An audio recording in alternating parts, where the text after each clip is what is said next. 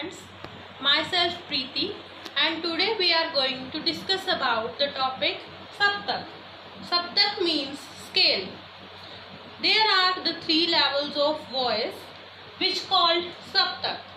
So the three levels are, first one is Mand Saptak,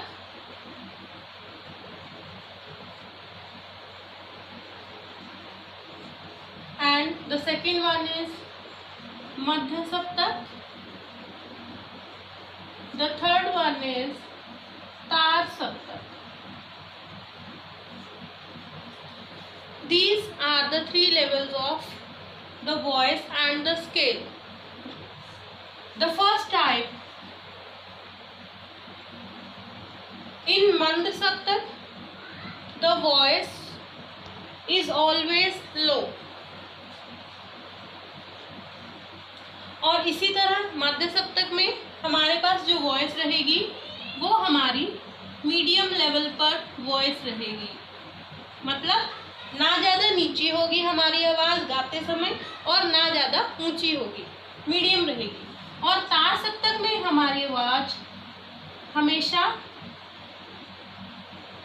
high level पर रहेगी, यानी ऊंची रहेगी। सो ये तीन तरह की वॉइस है जो हम जब हम राग गाते हैं म्यूजिक में, तो हम इन तीनों सप्तकों में राग का चलन करते हैं, मीन्स राग को गाते हैं।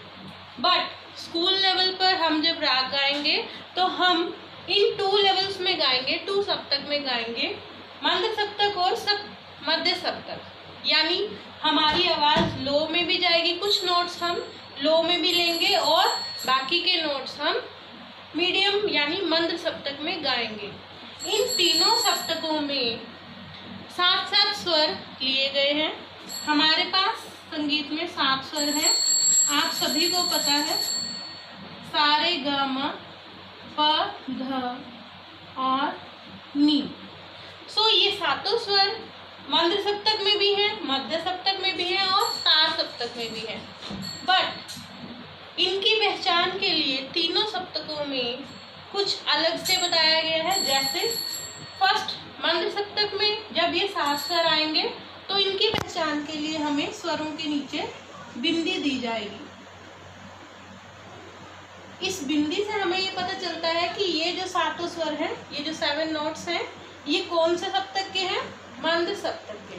और इसको गाते समय हमें अपनी आवाज़ को लो रखना है, यानी नीचा रखना है। इसी तरह हमारा जो नेक्स्ट सप्तक है यानी मध्य सप्तक, सो इसमें भी 7 स्वर आएंगे, लेकिन इनकी पहचान के लिए इनके साथ कोई भी साइन या चिन्ह नहीं दिया गया।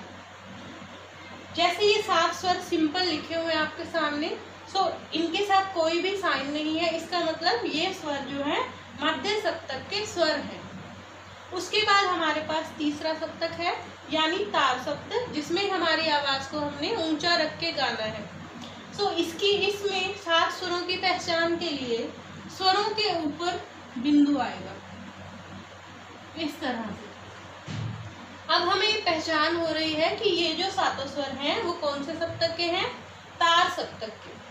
सो इसमें हमें जहाँ पर भी राग में इस तरह से हमें सातों स्वरों के साथ कोई भी बिंदु या कोई भी चिन्ह दिया हो, अगर बिंदु ऊपर होगा तो दैट मीन्स कि वो तार सप्तक के स्वर हैं, अगर बिंदु नीचे है तो वो मध्य सप्तक के स्वर हैं, और अगर उनके साथ कोई भी बिंदी नहीं है दैट मीन्स कि वो मध्य सप्तक के स्वर हैं। तो राग को गाते समय हमें इन स्वरों को जब भी गाना है हमें उनके चिन्ह को जरूर देखना है, ताकि जिस लेवल के जिस स्केल के वो स्वर हैं, सो हमें उस तरह अपनी वॉइस को मेंटेन करना है और उस तरह उसकी साउंड हमें अपने स्वरों के साथ लगानी है। सो ये था हमारा आज का टॉपिक सप्तक।